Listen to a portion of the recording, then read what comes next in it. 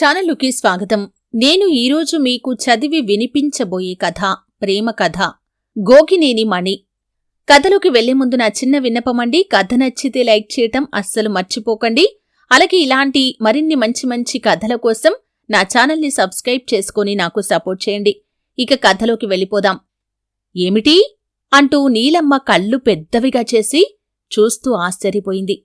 అది చల్లటి సాయంకాలమే అయినా మిట్ట మధ్యాహ్నపు ఎండ ఆవిడ మొహంపైకి వచ్చింది. కందగడ్డలా ఎర్రబారిన మొహంతో నిజమేనా అంది మళ్ళీ. గంగిగోవులా ఎదురుగా నిలబడిన శాంతమ్మ తప్పు చేసిందానిలా తలవంచుకుని అవునన్నట్లు తల ఊపుతో నిస్సహాయంగా నిట్టూర్చింది కూడా. ఆవిడే పెళ్లికూతురు తల్లి. నీలమ్మ విసురుగా మాటల తూటాలు వదిలింది. నా కొడుకు మీ అమ్మాయినే చేసుకుంటానని అనటమే నాకు విడ్డూరంగా అనిపించింది. ఇప్పుడేమో మీ అమ్మాయే ఈ సంబంధం వద్దని చెప్పటం ఇంకా వింతగా ఉంది. ఈమె గారి అందచందాలను మెచ్చి ఇంతకన్నా గొప్పవాడు వస్తాడని అనుకుంటుందా ఏమిటి అంది. అంతట్లోనే ఎవరూ ఊహించని విధంగా అప్పుడే పెళ్లి చూపుల తతంగం ముగించిన అమ్మాయి లోపలి గది నుండి వాళ్లు కూర్చున్న చోటికి వచ్చి నీలమ్మ వైపు చూస్తూ ధాటిగా చెప్పింది.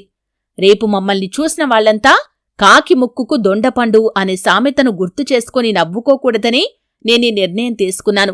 గంతకు తగ్గ బొంతలాంటివాడు నాకెవడో సరిపోతాళ్లే. మీకిప్పుడు అర్థమైందిగా. ఇక మీ కొడుకు నన్నెందుకు కోరివచ్చాడో నేనెలా చెప్పగలను? మీరే అడిగి తెలుసుకోండి అంది పెళ్లికూతురు. ఆ అమ్మాయి ఆ రెండు మాటలు చెప్పేసి ఒక్క నిమిషం కూడా ఆగకుండా లోపలికి రివ్వున వెళ్ళిపోయింది. నీలమ్మ కొడుకువైపు నిరసనగా చూసి బాగానే అయిందిగా, ఇక వెళ్దాం పదా అంటూ లేచి నిలబడింది. అతను తల్లితో ఒక్క క్షణం ఉండమ్మా అంటూ ఆ అమ్మాయి వెళ్లిపోయిన గదివైపుగా వెళ్లి 2 నిమిషాల్లో తిరిగి వచ్చాడు చిరునవ్వుతో. ఆ అమ్మాయి పెళ్లికి అంగీకరించిందమ్మా. ఇక పెళ్లి ఎప్పుడూ ఎక్కడలాంటి విషయాలన్నీ మీ పెద్దవాళ్లు నిదానంగా మాట్లాడుకోవచ్చులే అన్నాడు. నీలమ్మ ఓ క్షణం కొడుకువైపు విచిత్రంగా చూసి రుసరుసలాడుతూనే కొడుకును అనుసరించింది.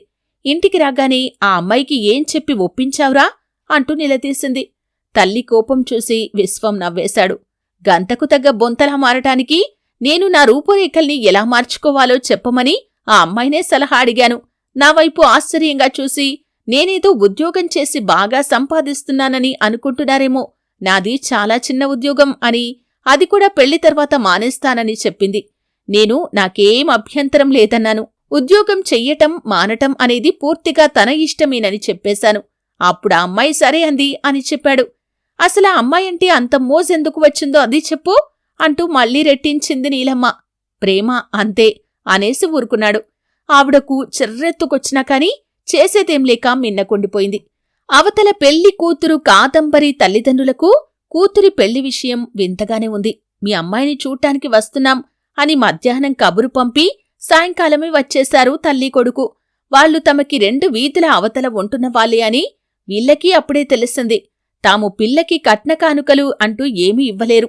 పిల్ల రూపురేఖలు చాలా సాదాసీదాగా ఉంటాయి. చదువు సంధ్యలు ఎన్నదగినవి కావు. ఏదో షాప్లో పనిచేస్తుంది. పెళ్లి కావటమే కష్టమే అని అభిప్రాయంతో ఉన్న పిల్ల తల్లిదండ్రులకు ఇలా ఎదురు సంబంధం వెతుక్కుంటూ రావటం విడ్డూరంగానే అనిపించింది. వయసు మళ్లిన వాడెవడో అయి ఉంటాళ్లే. పిల్లని చూడ్డానికి వచ్చినప్పుడు కట్నం ఇవ్వలేమని తమ స్థితిగతులు తెలుసుకుని వాళ్లే వెనక్కి వెళ్లిపోతారని వాళ్లు ఊహించారు. అయితే వాళ్ల అంచనాకి భిన్నంగా అబ్బాయి చిన్నవాడు, అందంగా ఉన్నాడు. మంచి ఉద్యోగమూ ఉందని తెలిసి మరింత ఆశ్చర్యపోయారు. పెళ్లి కూడా జరిగిపోయింది. విశ్వం సరదాగా హుషారుగా ఉన్నాడు పెళ్లిలో. కాని నీలమ్మ, పెళ్లికూతురు కాదంబరి మాత్రం ఆ పెళ్లికి కారణం తెలియకనేమో ముభావంగా ఉండిపోయారు. విశ్వం వాళ్ల ఉదాసీనతను గుర్తించాడు కాని తను చేయగలిగింది ఏమీ లేదన్నట్లు మౌనంగానే ఉండిపోయాడు. కాదంబరి అత్తవారింటికి కాపురానికి వచ్చేసింది. పనులన్నీ సక్రమంగా నిర్వర్తించటం చూసి నీలమ్మ కొంత సంతృప్తి పడింది. తనకి ఆరోగ్యం సరిగ్గా లేనందువల్లే ఇలాంటి పనిమంతురాలైన అమ్మాయి అయితే బాగుంటుందని కొడుకు అనుకున్నాడేమో అనుకుని పెళ్లికి కారణం అదే అయి ఉంటుందని ఊహించింది. అయితే అది నిజం కాదని ఆమెకు తొందరలోనే తెలిసివచ్చింది. ఒకరోజు పెరట్లో నుండి నీళ్ల బిందెతో లోపలికి వస్తూ గడప తగిలి కాదంబరి బోర్లా పడిపోయింది. దాంతో బెడ్ రెస్ట్ తీసుకోవలసిన అవసరం ఏర్పడింది. ఏం చెయ్యాలా, ఎవరిని సహాయం పిలవాలా అని ఆలోచనలు చేస్తున్న నీలమ్మకు అంతా తను చూసుకోగలనని భరోసా ఇచ్చాడు విశ్వం. కాని ఆవిడకు నమ్మకం కుదరక నీ వల్లేమవుతుందిరా అంది. కాని ఆ మరునాటి నుండి కొడుకు చేస్తున్న పనులు చూసి ఆవిడ విస్తుపోయింది. తెల్లవారుజామునే లేచి ఇంటి పనులు, తల్లి సలహాలతో వంట పనులు పూర్తి చేయటమే కాకుండా కాదంబరికి చేయాల్సిన పనులన్నీ కూడా చక్కగా చేసేస్తున్నాడు విశ్వం. ఒళ్ళు తుడవటం దగ్గర్నుంచి భోజనం చేయించటం వరకు కొడుకు చెయ్యటం చూసి నీలమ్మ ఇలాంటి చాకిరీ చేయాల్సి వచ్చిందేమిట్రా అంటూ నిట్టూర్చింది. విశ్వం, బాగుందమ్మా, రోజూ మనల్ని కూర్చోబెట్టి అన్ని పనులు చక్కబెట్టి కాదంబరి కొన్నాళ్లు మంచం మీద ఉండాల్సి వస్తే ఈ మాత్రం చేయటం కూడా గొప్పేనా అన్నాడు. ఆ సమాధానం నీలమ్మకి కాదు, కాదంబరికి కూడా విచిత్రంగానే అనిపించింది. ఇప్పుడు ఇంట్లో వాళ్ళు ముగ్గురే కాకుండా ఇంకో చిన్న పిల్లాడు కూడా ఉన్నాడు. ఆ పిల్లాడి పనులన్నీ మంచం మీద నుండే కాదంబరి చెబుతుంటే విశ్వమే తల్లి సాయంతో చేసేస్తున్నాడు. ఆ మధ్య విశ్వం పిలుపుతో ఆ ఇంటి అల్లుడు కాంతారావు వీళ్ళింటికి వచ్చాడు. 5-6 క్రితం విశ్వం అక్కయ్య యాక్సిడెంట్లో చనిపోయింది. కాంతారావుకి మళ్లీ పెళ్లి చెయ్యాలని అతని పెద్దవాళ్లంతా ప్రయత్నాలు చేస్తుంటే చాలా సంబంధాలు వచ్చాయి కాని అతని 3 ఏళ్ల కొడుకును చూసి అందరూ వెనక్కి వెళ్లిపోయారట. ఈ విషయం తెలిసిన విశ్వం అతన్ని ఓసారి పిల్లాన్ని తీసుకుని రమ్మని పిలవటం జరిగింది. అతను వచ్చిన రోజున నీలమ్మ ఎవరో దగ్గరి బంధువులను పిలిపించి ఆ పిల్లాడి పేరున వాళ్లకున్న పొలంలో ఎంత పెడతారు, పోషణ వివరాలేంటి ఇలాంటివన్నీ మాట్లాడుతుంటే కాదంబరి వాళ్ల దగ్గరికి వచ్చి ముడుచుకుపోయి కూర్చున్న ఆ చిన్న పిల్లాన్ని తీసుకుని లోపలికి వెళ్లబోయింది. నీలమ్మ కాదంబరితో ఏ విషయమూ తేలకుండానే ఇంట్లోకి తీసుకెళ్తున్నావు ఎందుకు అని నిలదీసింది. వీడికి ఈ వయస్సులో కావలసింది అమ్మ లాలన మాత్రమే. అది నేనివ్వగలను. ఇక ఆస్తిపాస్తుల వ్యవహారం మీ పెద్దవాళ్లు చూసుకోండి. దాంతో నాకేం సంబంధం లేదు. పిల్లాడు పెద్దయ్యాక స్వతంత్రంగా బ్రతకగలిగే చదువు సంధ్యల బాధ్యత చూసుకుంటే సరిపోతుంది అని కాదంబరి చెప్పేసింది. కాంతారావు వెంటనే లేచి నిలబడి, నా పిల్లాడికో బంధం ఏర్పడింది. వాడి గురించి నాకిక దిగులు లేదు. ఇక పొలం ఎంత ఏమిటి అనే విషయాలు పెద్దలు ఎలా అంటే అలాగే చేస్తాను, కాదనేది ఏమీ లేదు అంటూ వెళ్ళిపోయాడు. అలా వాడి పెంపకం కాదంబరి చేతుల్లోకి వచ్చేసింది. ఆ రోజు గదిలో కూర్చున్న తల్లి దగ్గరికి వచ్చి విశ్వం హుషారుగా చెప్పాడు, అమ్మా రోజులాగే బుజ్జిని అత్త దగ్గర కూర్చో, నిద్రవస్తే పక్కనే పడుకో అని చెబుతుంటే వాడేమన్నాడు తెలుసా? అత్త కాదు అమ్మా అన్నాడు. నీలమ్మ కొడుకు వైపు అవునా అంటూ ఆశ్చర్యంగా చూసింది. ఆ తర్వాత మెల్లిగా అంది, రక్త సంబంధం ఉన్న నాకంటే ఏ బంధం లేకపోయినా కాదంబరి వాణ్ణి అమ్మలాగే ఆదరంగా చూస్తుంది. నాకదే ఆశ్చర్యంగా ఆనందంగా ఉంది అంది నీలమ్మ. విశ్వం చిరునవ్వుతో, నేనందుకే బావని పిల్లాన్ని తీసుకుని రమ్మని పిలిచాను. ఇలాగే జరుగుతుందని నేను ఊహించాన్లే అన్నాడు. నువ్వు ముందే అలా ఎందుకనుకున్నావురా అంటూనే కొడుకువైపు నిశ్చితంగా చూసి, ప్రేమ అని చెప్పి ఊరుకుంటావుగాని ఏదో కథ ఉందనిపిస్తోందిరా, అది చెప్పు అంది మళ్ళీ. కొడుకు చెయ్యి పట్టుకుని లాగి తన పక్కన కూర్చోబెట్టుకుని చెప్పు అని మళ్ళీ అడిగింది. సరే చెబుతాలే అంటూ విశ్వం మొదలుపెట్టాడు. ఒకరోజు నా స్నేహితుణ్ణి కలవటానికి వెళ్లి తిరిగి వస్తూ ఒక పార్కులో కాసేపు విశ్రాంతిగా కూర్చుందామని ఓ సిమెంట్ బెంచి చూసుకుని కూర్చున్నా.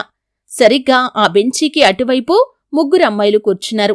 ఇటువైపు నేనొక్కణ్ణే ఖాళీగా కూర్చోవటం వల్ల కాబోలు వారి మాటలన్నీ నా చెవినబడ్డాయి.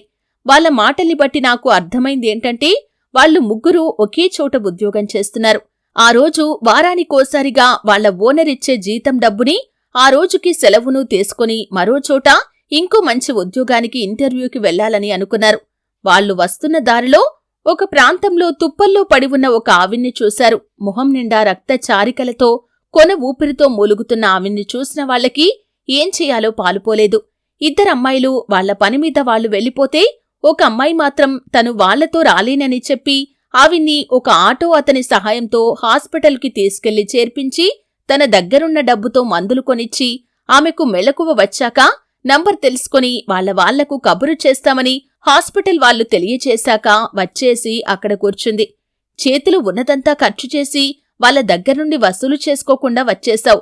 ఈ వారమంతా ఎలా అని ఓ అమ్మాయి అడిగితే, ఏదోలా జరుగుతుందిలెద్దు, డబ్బుదేముంది, వచ్చేవారం మళ్ళీ అందుతుందిగా. పెద్దావిడ, అందులోనూ మన ఊరి మనిషి, అలా పడి ఉంటే ఎలా వదిలేసి వెళ్లగలను అని చెప్పింది. ఆ అమ్మాయి మన ఊరి మనిషి కాకపోతే వదిలేయొచ్చా అని ప్రశ్న అడిగింది. అప్పుడు మన రాష్ట్రానికి చెందినవారేగా అనుకుంటా అంది జవాబుగా. మన రాష్ట్రానికి కాకుండా ఏ ఉత్తరాది వాళ్ళు అయితే పట్టించుకోనక్కర్లేదంటావా అని అడిగింది మళ్ళీ ఆ అమ్మాయి. ఆ ప్రశ్నకి అప్పుడు మన దేశస్థురాలే కదా అనుకుంటా అంది.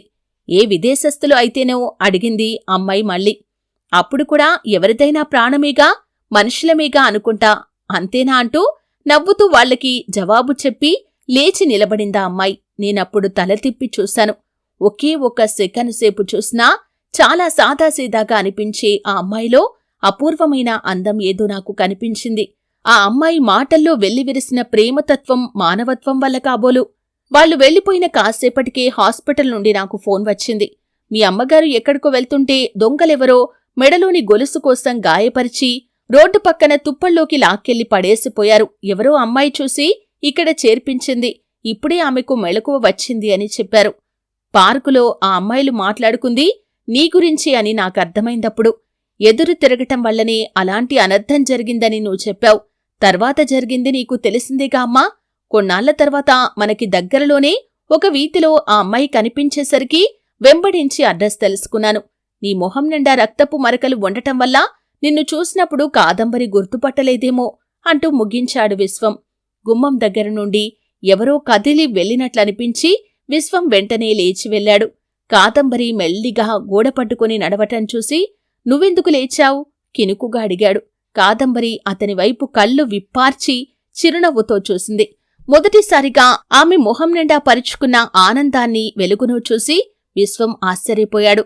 కాదంబరి మెల్లిగా అంది, లేచాను కాబట్టి నాకు విషయం తెలిసింది.